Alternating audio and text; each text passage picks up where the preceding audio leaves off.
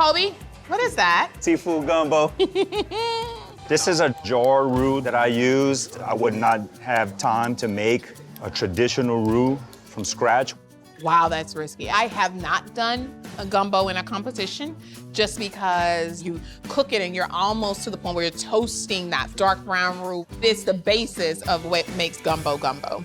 You want to get as much flavor in your gumbo as you can. So to me, the one thing that really just jumps out and make this thing right is the claw meat over the lump crab meat. It just has that extra oomph in it. That just makes it even better.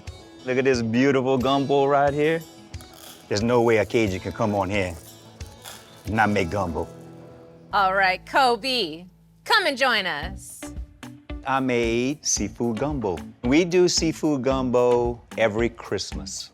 I have never done gumbo in a competition just because I'm not sure that I could get the flavor. But I think you achieved a legit, real deal gumbo in an hour.